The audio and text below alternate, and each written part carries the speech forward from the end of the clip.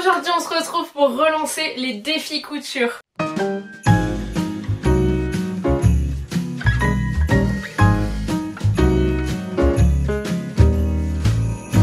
Pour ceux qui me suivaient pas à l'époque, je vais vous expliquer un petit peu en quoi ça consiste. J'ai lancé ça pour pouvoir me challenger au niveau de la couture, tester des trucs que j'aurais pas forcément testé en restant dans ma zone de confort. Et puis l'idée c'est aussi de vous faire participer à ce que je fais. Le concept c'est que j'ai des patrons et des tissus et je vous demande des numéros en fonction du nombre de patrons et du nombre de tissus pour m'aider à choisir lesquels vont matcher entre eux et qu'est-ce qu'on va coudre aujourd'hui. Il y a pas longtemps j'ai fait un mood board, vision board de projet couture crochet. C'est derrière moi, je sais pas si vous le voyez bien.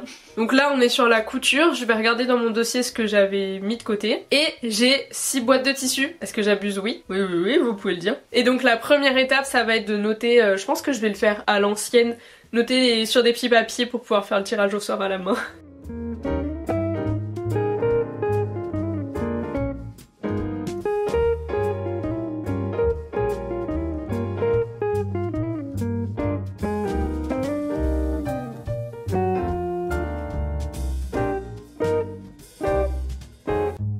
Bon déjà merci pour tous les numéros que vous avez envoyés.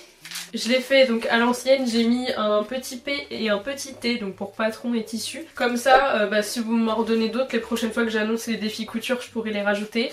J'ai mis ça dans une petite boîte. Et avant de tirer au sort, on va déterminer les boîtes des tissus pour pas que je triche. Il y en a sous mon lit là-bas. Je vais vous dire 1, 2, 3, 4 machin. Et puis il y en a ici. Je sais pas si vous allez voir là. Il y a les boîtes de tissus. Pas de jugement sur le bordel. Le chat a pissé dans le lit hier. J'ai fait comme j'ai pu. Donc on va dire 1, 2, 3, 4. Et ici on a 2 boîtes de tissus. Bon là il y a des petits trucs à upcycler je crois. Donc on va dire 5, 6. Devinez qui ne retrouve pas son dossier de moodboard. Je crois que je l'ai supprimé. Voilà quoi. Puis j'avais fait plein de scans. Putain mais je suis vraiment une bolos. C'est bon, j'ai trouvé comment faire. J'avais tout noté dans un carnet. Faut juste que je mette des petits numéros devant.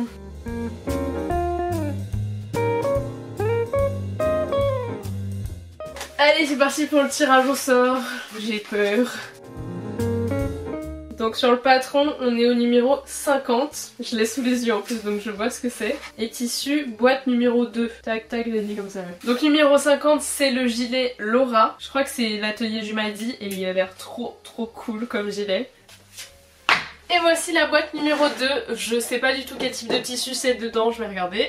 On va voir la surprise. Avant je vous demandais aussi un numéro dans la boîte. Le truc c'est que je sais plus exactement combien j'en ai par boîte. Et en plus je me suis rendu compte quand même que la dernière fois quand j'avais fait le patron, la jupe culotte désinvolte, c'était un tissu très fin qui correspondait pas du tout au patron. Et donc je me dis que bon, déjà c'est pas mal de choisir au hasard le patron et la boîte de tissu. Et je me laisse le choix à l'intérieur de la boîte quand même pour faire quelque chose qui... Oh coucou toi! Qui me donne envie de le porter et surtout qu'il soit portable. Allez c'est parti!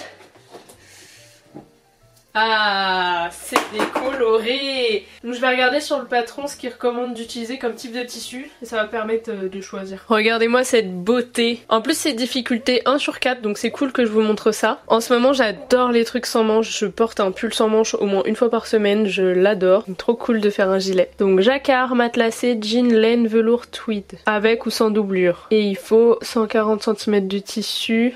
Je prenne mes mesures. Je sors mon petit carnet de couture et je vais reprendre les mesures. Donc on est en mars.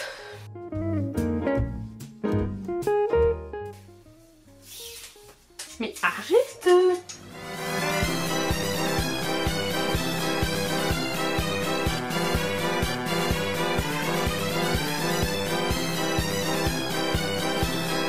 Non! Mais arrête de manger les papiers! Vas-y, me fatigue cet animal, c'est pas possible. T'es fatigant. Tu arrêtes tes bêtises.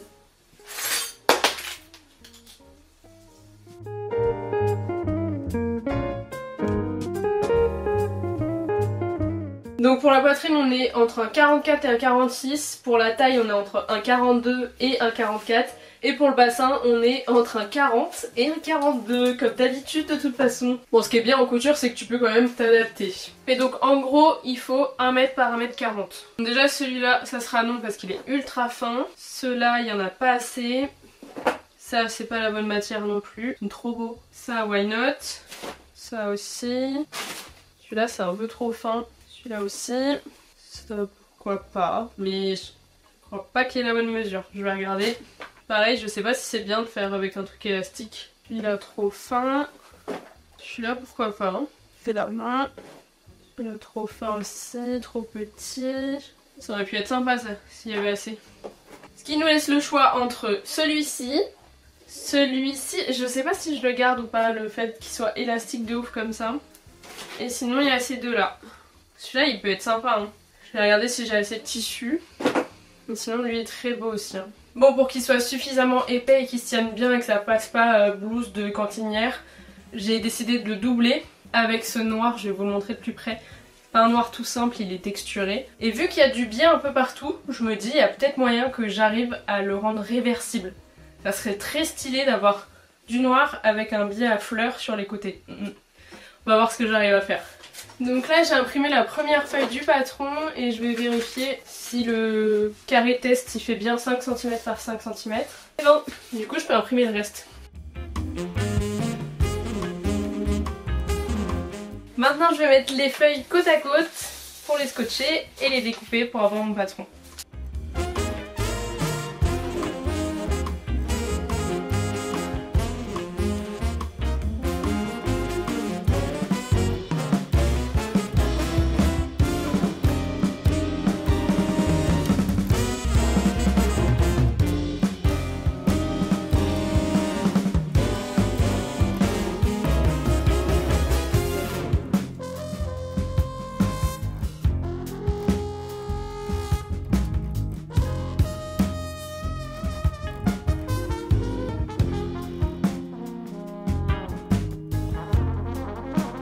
Donc maintenant je plie mon tissu et je vais le couper, mais là j'ai un doute. Je sais plus si je plie sur l'endroit ou sur l'envers. Ça fait tellement longtemps que j'ai pas cousu pour me faire plaisir.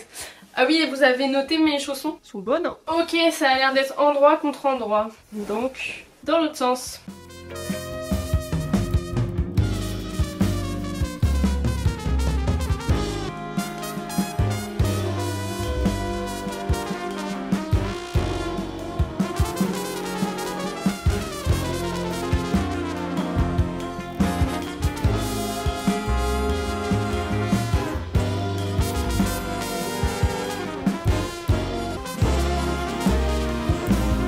Nous sommes un autre jour et on continue, on va passer à la partie la plus cool. Maintenant que j'ai fait la découpe de toutes les pièces, on va les assembler. Petit défi pour moi, vu que je n'ai jamais fait de vêtements avec des doublures, enfin pas que je m'en souvienne.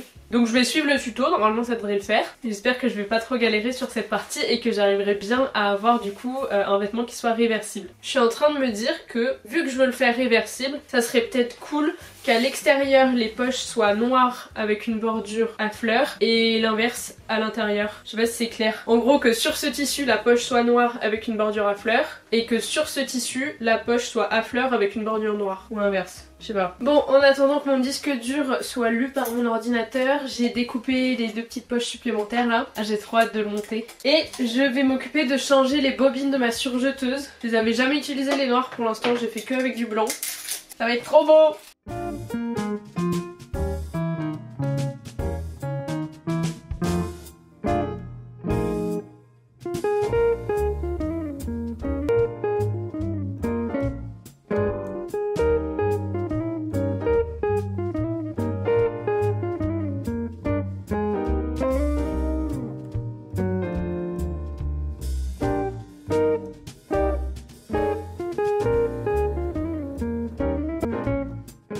Bon, on est reparti à couper du tissu, là on va être dans la partie pas la plus fun. Il faut que je fasse du biais. J'en ai déjà fait mais ça fait un moment que j'en ai pas fait, donc du coup j'ai regardé un petit tuto. Pour faire du biais il faut couper dans la diagonale à 45 degrés, donc je me suis fait une fausse équerre. On va prendre cet angle là et il me faut 5 mètres de biais, donc il y en a quand même besoin de beaucoup. Et je dois en faire dans ce tissu là et dans l'autre, donc on va bien rigoler. Ah quoi que non, je sais pas comment je vais faire, parce que du coup je voulais faire du biais d'un côté avec des fleurs et de l'autre avec du noir. La meuf aime se complexifier la tâche. Donc en fait il faudrait que je raccorde mes deux biais et que ça tombe pile poil à la couture. Vous sentez le truc de merde arriver là? Bref, allez c'est parti, on va faire 5 mètres de biais.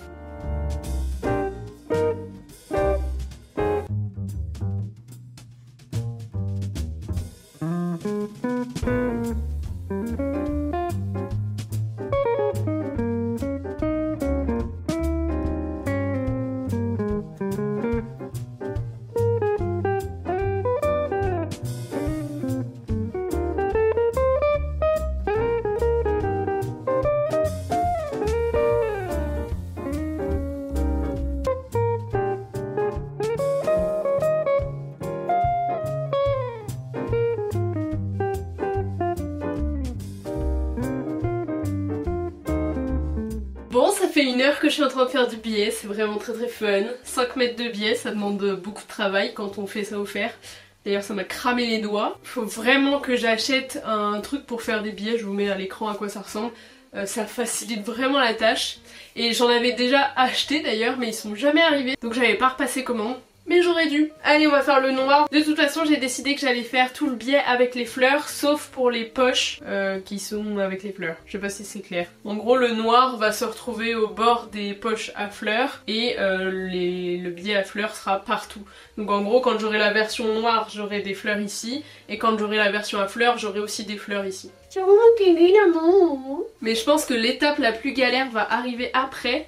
C'est poser du biais sur un truc arrondi. Je sais pas trop comment on fait. J'ai vu qu'il y avait une vidéo tuto sur le guide d'utilisation du patron. Donc j'espère que je vais y arriver.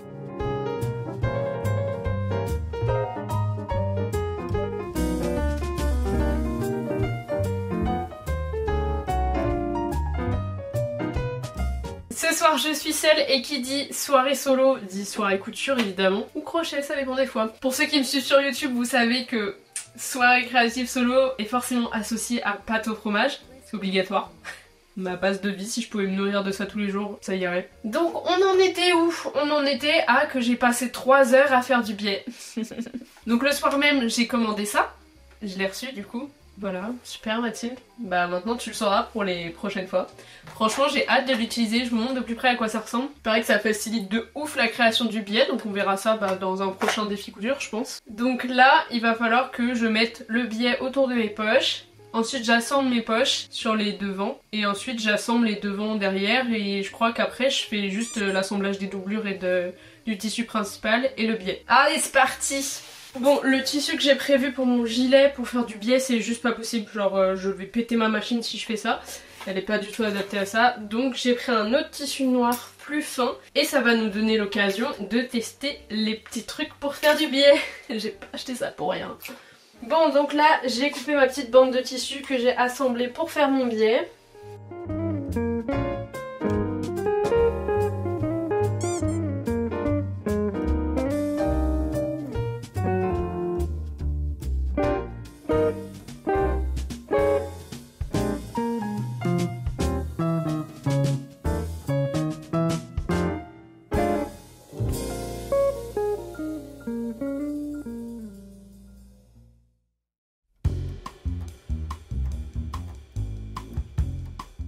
Ok, donc normalement, je dois planter celle-là. Ouais.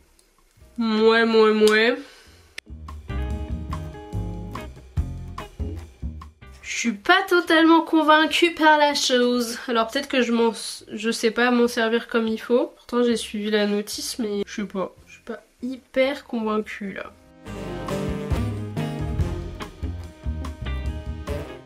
Bon, sur la fin c'est beaucoup mieux.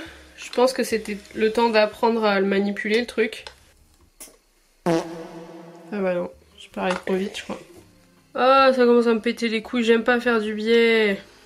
J'aurais dû en acheter du tout fait. Et le truc c'est que du coup il y a que les couleurs de base quoi. Pas avoir des motifs ou... Enfin si, il y en a qui existent avec des motifs mais il y aura pas le motif de ton tissu quoi. Vas-y, pourquoi ça tient pas là? Vas-y, laisse tomber, je vais me débrouiller. Bon, clairement pour une première pose de biais et une première poche c'est pas dégueu, mais j'ai quand même des finitions en haut qui sont pas ouf. On va faire avec, hein, parce que ça fait une demi-heure que je suis sur cette putain de poche. Et on va passer aux autres.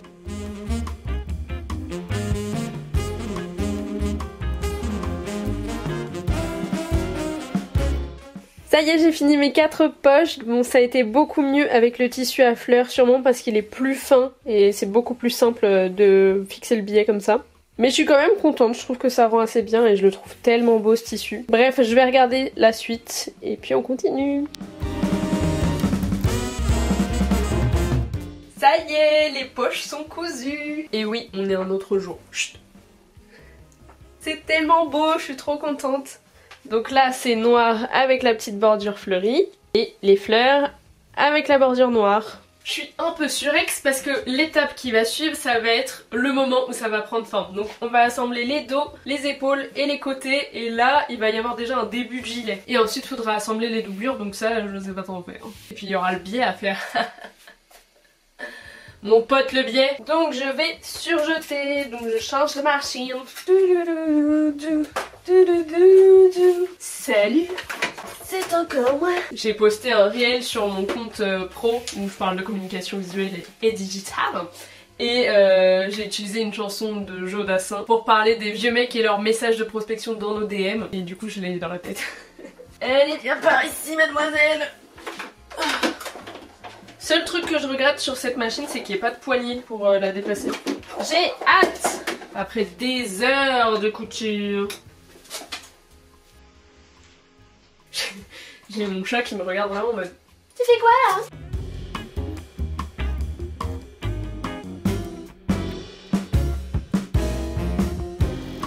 Je trouve ça tellement beau de surjeter du tissu épais. Le rendu il est trop canon. Ça y est, ça a pris forme. C'est trop cool. Donc ça du coup c'est ce qu'il va y avoir à l'intérieur. Et celui-là à l'extérieur. Même si en vrai je pourrais le mettre dans l'autre sens puisque j'ai fait des poches à l'intérieur aussi. Je suis trop contente. Donc l'étape d'après ça va être d'assembler les deux. Je sais pas comment on assemble une doublure et un tissu principal. Donc je vais regarder un peu sur internet. Et il faudra faire un biais de propreté tout le tour. Et c'est trop mimi. J'adore. Ok, d'après ce que je comprends, glacer ça veut dire superposer et coudre. Donc tout l'extérieur mais aussi les coutures qui sont là et les manches pour pas que ça bouge. Oups, je vais faire tomber ma gourde. Donc première étape avant d'assembler ça va être d'épingler tout, je pense endroit contre endroit.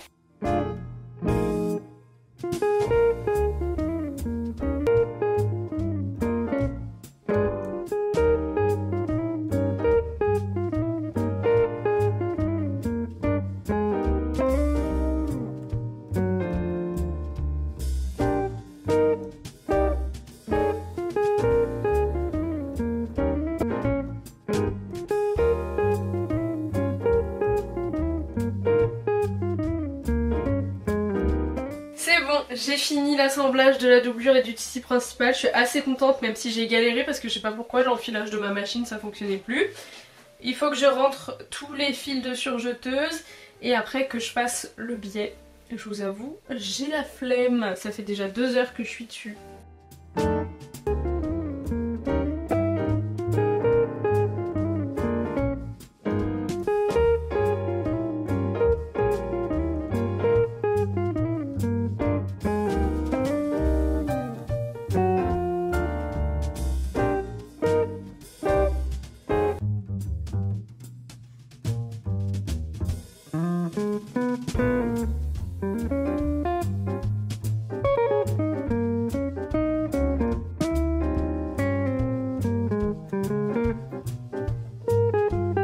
Ça y est, j'ai enfin fini, je suis trop contente.